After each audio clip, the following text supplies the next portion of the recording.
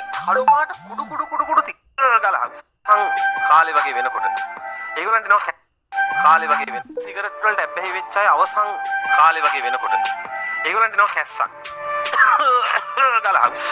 අහද්දි බය හිතෙනවා ඒ කැස්ස කැහැලා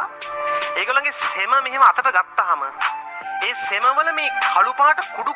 තියෙනවා ඒ එන්නේ අර ගර්ත පටක තුවාල කරගෙන ඇතුළට ආපු රුධිර කැටි තමයි කැඩි එන්නේ හිතන්න මේක කරගන්න එපා තමන්ගේ ජීවිතේට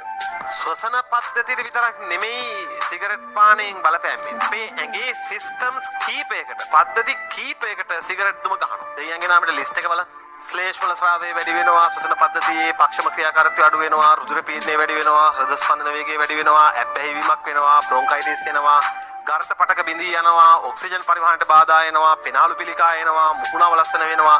ලිංගික අප්‍රාණිකත්වය එනවා අත්තිලව්වේ ඊට පස්සේ කලලවල විවෘතිතා එනවා තව ඉතින් මොනවද ඕන සිගරට් පානය කියලා මේ කරන එකෙන් බඩක් පිරෙනවා මේ වගේ දෙයක් විස්තර කරලා දුන්නාම බුද්ධිමත් අය වීරියවන්ත අය තමන්ගේ ඇඟට මේ සිද්ධ වෙන්න යන විනාශයට අකමැති වෙනවා ඒ නිසා මේ බැඳලා කියන සිගරට් බොන්නත් එපා සිගරට් බොන එකකට අනුබල දෙන්නත් එපා මේ රටට සුන්දර මිනිස්සු හිගයි ඒ ලස්සන හිතෙන් මනුස්ස ලෝකයේ සුවපත් කරන්න තියෙන අවස්ථාව අර සිගරට් එක නිසා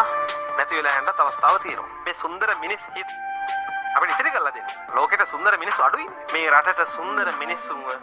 ඉන්න ටිකත් අඩු කරන්න උදව් කරන්න එපා